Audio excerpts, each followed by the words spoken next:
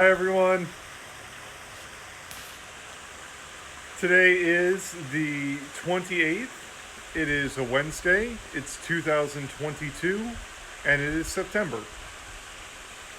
Almost to the spooky month. Alright, let me give you a shot of the fountain so you can see the water that you're hearing. There's the fountain. Got some nice trees. There was ducks over here earlier, but they've gone now.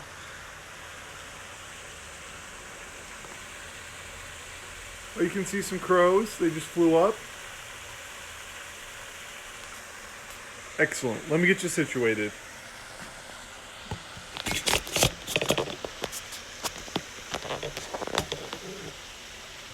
That looks okay. You can see my t-shirt. Kitten. His name's Pushin Cat. We're going to start with the brown gloves today.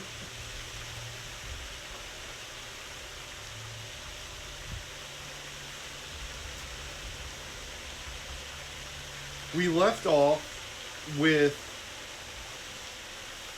Tarsmenia. Tarsmenia and Verdaga were the leaders, and their brother Genevieve are all the cat leaders, the wildcats. So we left off with them capturing Martin the Warrior. This book is a preface. It's the prelogue, or the prequel to Redwall. It came after it though, so we're reading it second. In order that they came out. We also left off with Knopf. He was pranking the guards, yelling, "You smell like cheese and you're an old toad," and stuff like that. We'll start off, and it looks like a cottage this time. You can see it baked in snow, and a square of cheese surrounding.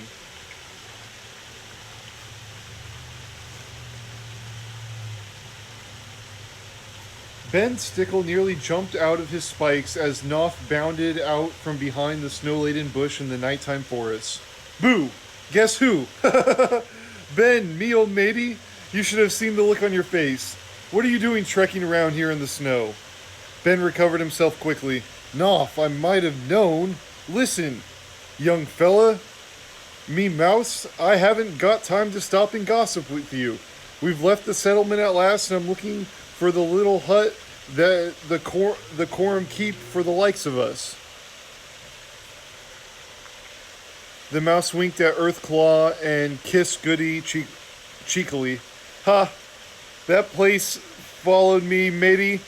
I'll have you there in 2 shakes of a cat's whisker. Goody shuddered. I wish you wouldn't say things like that, you young little rogue. But Knopf was not listening. He was skipping ahead with the little ones, who thought it was a huge adventure. It's a nice place, Is it a nice place, Mr. Knopf? Oh, passable. Better than the last place you were in. What's under your jerkin, Mr. Knopf? Never mind you now, young Spike. It's a secret. It's not very far, Mr. Knopf. Is it very far, Mr. Knopf? I'm tired. Not far now, Posy, my little dear. I'll carry you if it weren't for your spikes. Goody shook her head and smiled. She had always had a special soft spot for Knopf. The quorum hut was well hidden, deep enough into the forest to avoid immediate discovery. Earthclaw said his goodbyes and trundled off to find his own kind. Ben watched him go off as Knopf lit the fire. He nodded fondly. Good old Earthclaw. He only stayed at the settlement because of us, I'm sure of it. When the fire was burning red, Goody sat around it with Knopf and Ben. The 4 baby hedgehogs poked their snouts from underneath the blanket on one side of the hearth. Have you been stealing from Coiter again, Knopf? What did you pinch this time? The mouse thief laughed at Goody's shocked expression. He threw a wedge of cheese over to the little ones. It's not pinching or stealing if it comes from coiter, mates. It's called liberating. Here, get your whiskers around that lot and get some sleep, the four of you. Ben Stickle sucked on an empty pipe and stirred the burning logs with a branch. Knopf, I do wish you'd be careful. We can live on what we have until spring arrives. Goody and I will never forgive ourselves if you got caught taking cheese and wine inside the cat's castle. Goodwife Stickle wiped her eyes on the flowery pinafore. No more we wouldn't, you young scalawag. On my spikes, I dread to think of what had happened if those vermin catch you, Knopf. Knopf patted her very carefully. There, Goody. What's a bite of food and warm drink between mates? The youngins need their nourishment. Besides, how could I ever forget the way you and Ben brought me up and cared for me when I was only a little woodland orphan? Ben took a sip of wine and shook his head. You be careful all the same, and remember that quorum rule is bide your time and don't let him catch you. One day we'll win old Mossflower back. Goody sighed as she went about making porridge for the next morning breakfast. Fine words, but we're peaceable creatures. How are we ever going to win our land back against all these trained soldiers is beyond me. Knopf topped up Ben Stickler's beaker with elderberry wine and gazed into the flickering flames, his normal cheerful face grim. I'll tell you this, mates. The day will come when something will happen to change all this. You wait and see. Some creatures who isn't afraid of anything will arrive in Mossflower, and when that day arrives, we'll pay the filthy gang of vermin and their wildcat masters back so hard they'll think the sky is fallen on them. Ben rubbed his eyes and tiredly. A hero, eh? Funny you should say that. I thought I just saw one earlier tonight, but he's probably dead in the dungeons by now. Let's get some sleep. I'm bone weary. The little hut was an island of warmth and safety in the night, as the howling wind drove snowflakes before it, whining and keening around the gaunt trees of the winter-stricken Mossflower.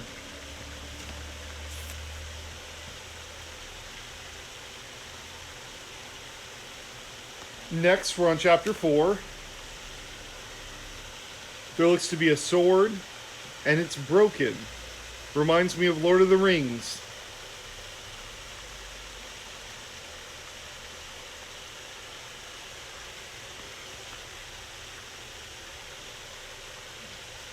Struggling wildly between two stoats, the captive mouse was dragged into the bedchamber. He was secured by a long rope, which the guards tried to keep taut as he dodged and jumped, scratched and bit, first letting the rope go slack, then dashing forward so the guards were pulled together. As they collided, he leaned upon them, biting, kicking, despite the rope that pinned his claws to his side. A ferret guard from the door came running to help. Between the three of them, they managed to pin the warlike mouse upon the floor. They lay on top of him, trying to avoid the butting head and nipping teeth. The mouse was breathing heavily. His eyes flashed recklessly, defiance at his captors. Verduga sat up straight, sleep forgotten as he questioned the two stoats. Make your report. What have we got here? One of the stoats freed the paw and threw a salute. Sir, this one was caught within the bounds of your lands. He's a stranger and goes armed. The weasel marched in and placed the traveler's ancient rusty sword at the foot of the bed.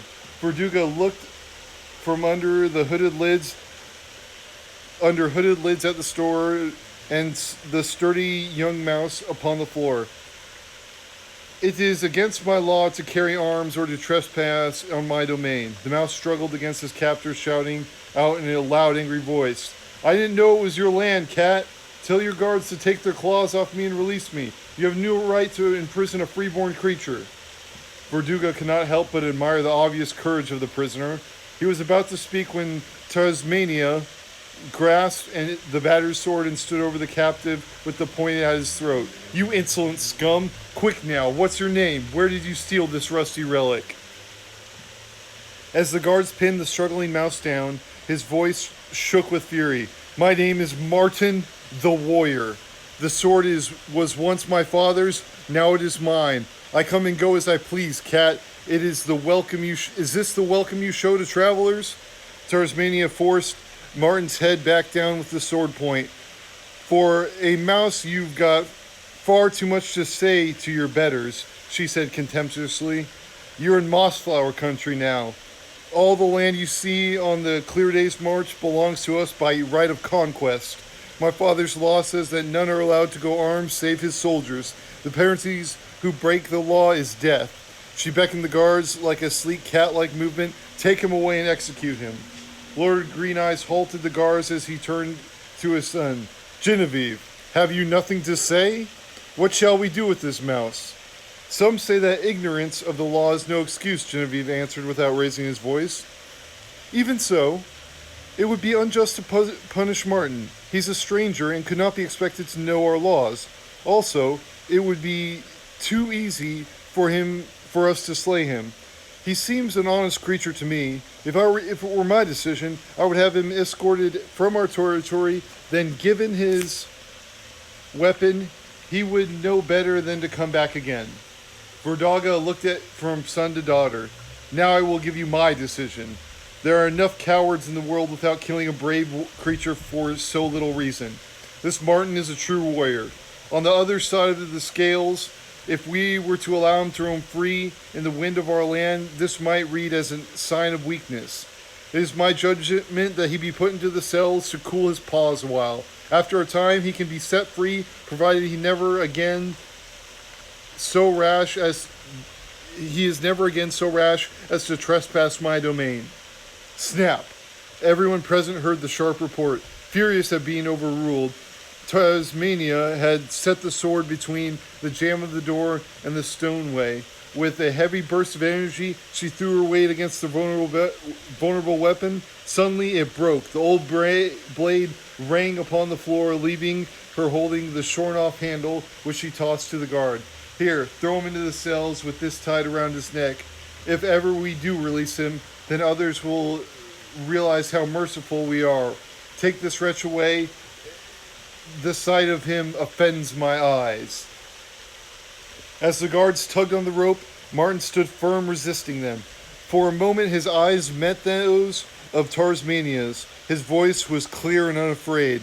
Your father made a just decision, but yours was the right one. You should have killed me when you had the chance, because I vow I will slay you one day. The spell was broken. The guards hauled on the ropes, dragging Martin off to the cells. In silence that followed, Tarsmania slumped in her chair and snickered. A mouse killed me.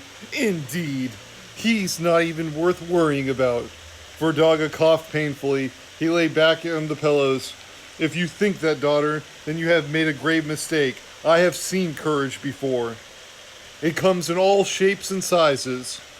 Just because he is a mouse does not make him less of a warrior than me. He has a fighter's heart. I saw it in his eyes. Tarsmania ignored her father and called to Fortuna, Vixen, mix Lord Green Eyes a stronger potion. He needs sleep after all this excitement. Genevieve, give father his medicine. You're the only one he will take it from. Fortuna gave Genevieve the beaker containing the prepared draught. Tarsmania nodded to her, and they left the room together. Outside, in the corridors, the wildcat gripped the fox paw in her powerful paws. Well, did you fix the medicine? Fortuna winced in the pain as the claws sunk in. Twice. Once before the mouse came in, and just now before he left. He's taken enough poison to lay half the garrison low. Tarsmania pulled the vixen close, her cruel eyes burning. Good. If he's still alive in the morning, you had better prepare some for yourself. It would be a lot easier than facing me if you fail. The cells were deep beneath Koiter. They were ancient, smelly, dark, and dank. Martin the warrior was hurled into his prison by the two guards who dragged him down the passage and stairway. He fought every inch of the way, and they were glad to be rid of him. Martin lay with his chest resting on cold stone on the cold stone floor where he had been flung. As the door clanged shut behind him, one of the stoats peered through the door, grating, turning the key in the lock. Thank your lucky stars, Mouse. If Lady Tasmania had her way, you'd be in the darkest, wettest cells further down the passage. It was Lord Green Eye's wish that you be put in a good cell, eh? And given bread and water to eat, and lie and some dry straw to lie on. Huh, he must have taken a shine to you. He's a strange one, old Verduga is. Martin lay still, listening until the sounds of the guards' heavy paws receded and he was alone. Standing up, he took stock of his new surroundings.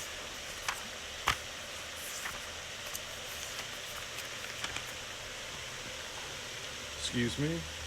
Hey, Penguin Superhero.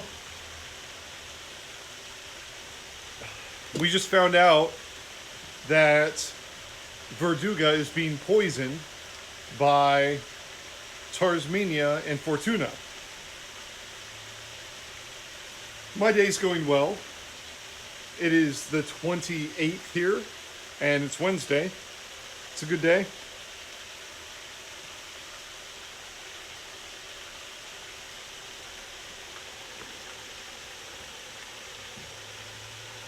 Welcome, everyone. We are right after Martin got thrown in the cell, and he is taking stock of his surroundings.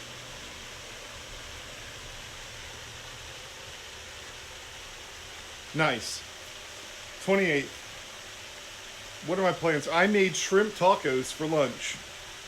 Or quesadillas. I took some chili powder, I threw it in a pan, sauteed it up some shrimp, and then I put it in some quesadillas. It was delicious.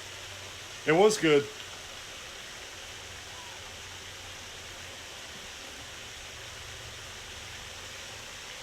I saw you playing Minecraft. If anyone wants to follow Penguin Superhero, they play Minecraft on Tuesdays and Thursdays, I think. Or Saturdays. Tuesdays and Saturdays, I think you said. So check them out.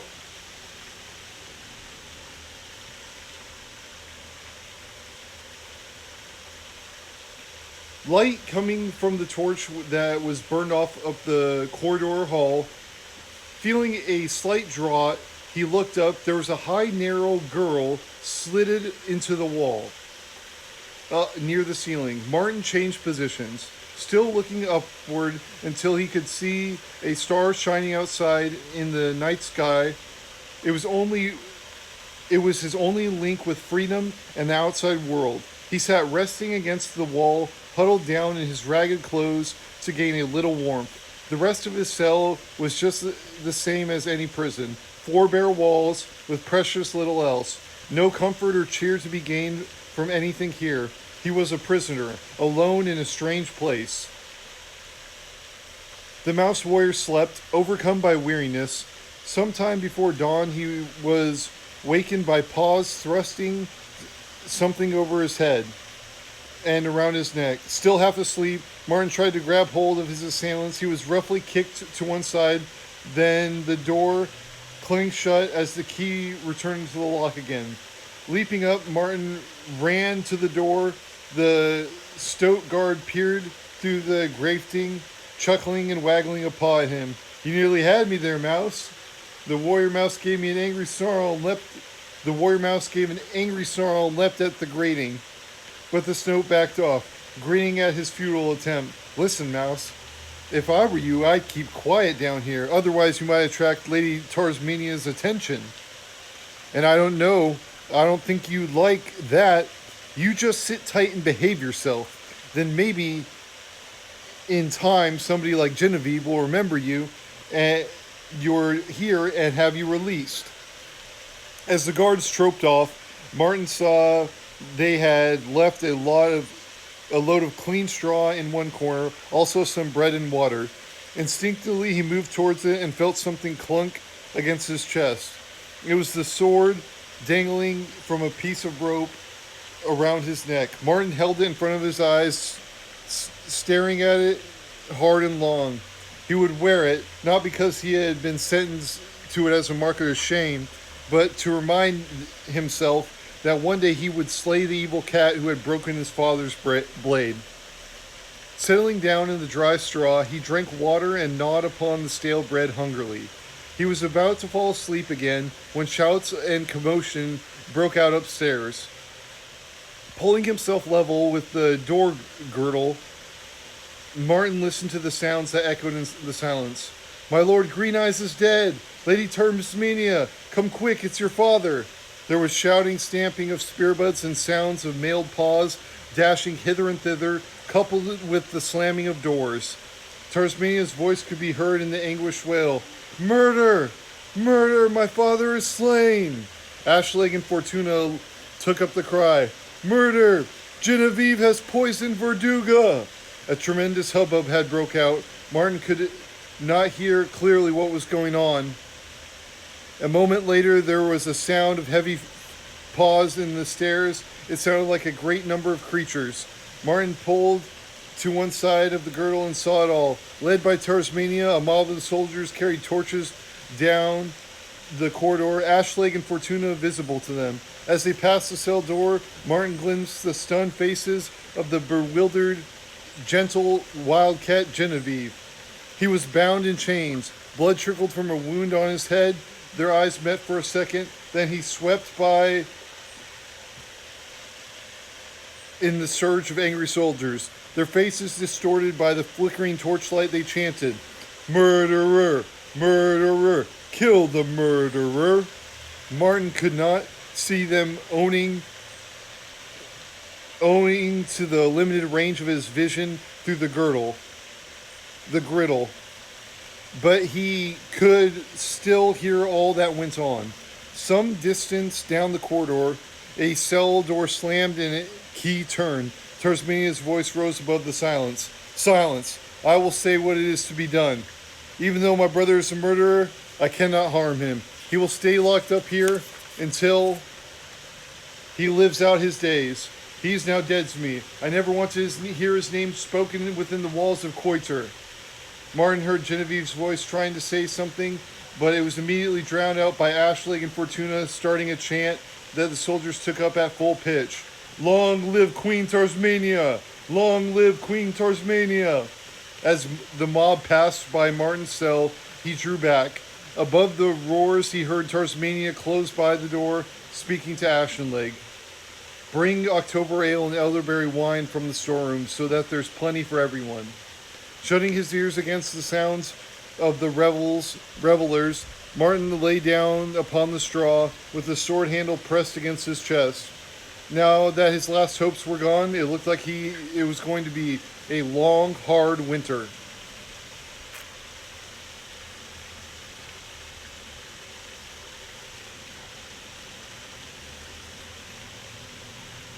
Oh, I meant to say Fall Guys. Dang it. It was Fall Guys. That's what I watched. Sorry, everyone. Penguin Superhero streams Fall Guys and Ori.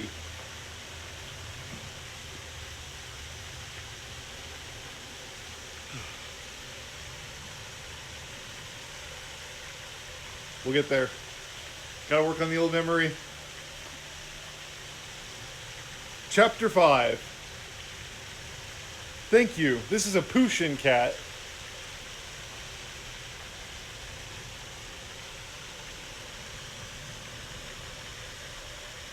That looks like a ferret or a stoat. I would say a stoat. And we have a song coming up. Across the sea, beneath the leaves, when country land wakes up to spring, hurrah comes the Prince of Thieves. Hear every small bird sing, so daring and so handsome too. He makes a wondrous sight, but if he comes to visit you, lock up your treasures tight.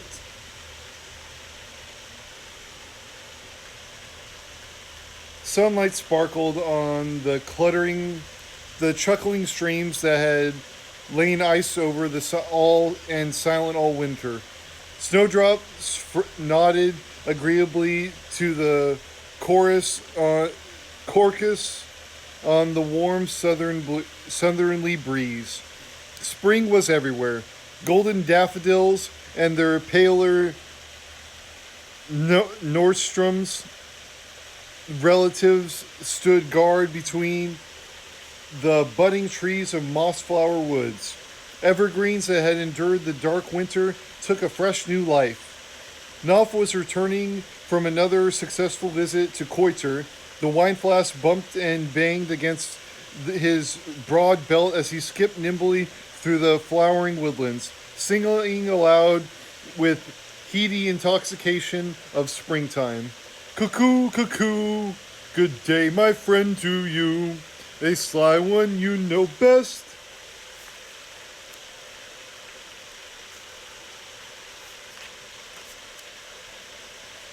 To lay in others' nest. It is a trick you often do, but I'm smarter, sir, than you. Cuckoo, my friend, cuckoo. The blood coursed madly through Knopf's young veins, like water of a brook, gurgling happily and generally making him so lightheaded that he turned somersaults. Every so often he would pull a reed fruit from his tunic and twiddle away with the sheer joy of being alive on such a morning as this. With a great whoop, Knopf threw himself into a thick tussock of grass, and lay with the perspiration rising from him in a small column of steam. Overhead, the sky was a dedicated blue and white cloud scuttling in the breeze.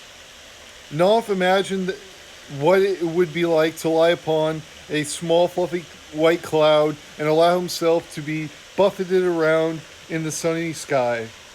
Wahoo! Look! Zoom! Bump! Woof! Out! Out of the way, you big clouds! The little mouse thief held tight to the grass, swaying from side to side as he played out his make-believe game.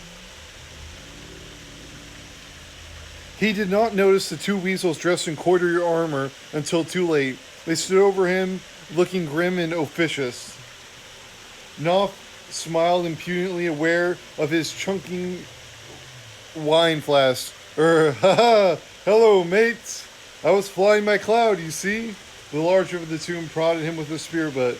Come on your paws, you're wanted at Koiter. Knopf winked at him cheerily. Koiter, you don't say. Well, how nice. Listen, my two chaps, nip along and tell him I'm busy today, but I'll pop by early tomorrow. The spear pointed at Knopf's throat discouraged further light banter. The smaller of the two weasels kicked Knopf. Up you come, thief. Now we know where the big cheese and elderberry wine have been going all winter. You'll pay for stealing from Koiter. Knopf stood slowly, placing a paw on his plump little stomach. He looked from one guard to the other with an air of innocence. Me? Steal? I beg your pardon, sir. Did you know the head cook has given me permission to borrow what I please from his larder? Actually, I was going to return the favor by sending him some good recipes. I understand his cooking leaves something to be desired. The large weasel laughed mercilessly. Shall I tell you something, thief? The head cook has personally vowed to skin you with a rusty knife and roast what's left of you for supper. Knopf nodded appreciatively. Oh, good. I do hope he saves some for me. Ouch! Prodded between two sparrows, he marched off with the guards in the direction of Koiter. A pale shaft of sunlight penetrated between the iron bars and high window slit. The walls of the ceiling dripped moisture, and sometimes the faint thrill of skylark on the flatlands reached the prisoner. Martin knew that this was the onset of full burgeoning springtime. His face was haggard, his body much thinner, but his eyes still shone with the warrior's angry brightness. Martin rose and paced the cell with the sword handle around his neck. It seemed to grow heavier, with time. 15 paces wherever he went, from door to wall or wall to wall, it was always 15 paces. He paced it many times as the days and weeks grew to months. Genevieve was too far away for conversation with, besides, it only made the guards angry. They stopped his bread and water for attempting to speak to the one whose name was forbidden to mention. Now Martin believed that he had been forgotten and left there to die under the new regime of Tarsmania. He stood in the shaft of weak sunlight, trying not to think of the world of blue skies and flowers outside. All right.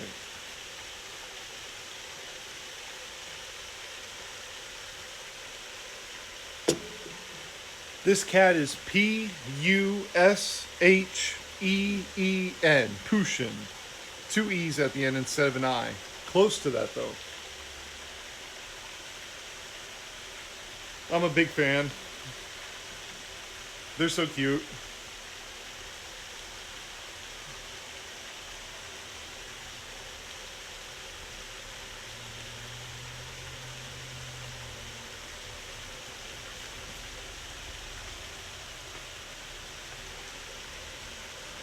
Get the little devil in there quick. It'd be less trouble to feed two at once. Ouch, my shin! Lost in thought, Martin had failed to hear the approach of the guards bringing a prisoner up to his cell door. Arg, let go of my ear, you fiend! Hurry up with that door before he bites my lung clean off. Ow! Ouch! He nipped me. Keep him still while I find my key. There was more shouting and scuffing as the key turned into the lock. Martin ran to the door but was immediately bowled over by another figure, which shot through the doorway on top of him. Together they fell backwards as the cell door slammed shut. Again. The two prisoners lay still until the paw steps of the guards retreated down the corridor. Martin moved gingerly, easing aside the body that had been fallen on top of him. It giggled. He pulled his cellmate into the shaft of sunlight where he could view him more clearly. Knopf winked broadly at him and played a short jig on his reed flute and then began to sing. I knew a mouse in prison here more than 100 years. His whiskers grew along the ground and right back to his ears. His eyes grew dim, his teeth fell out, his fur went silver gray. If my granddad were here, he said, I wonder what he'd say. Martin leaned against the wall. He could not help smiling at his odd little cellmate. Silly, how could the grandfather of a 100-year-old mouse say anything? Sorry, my name's Martin the Warrior. What's yours?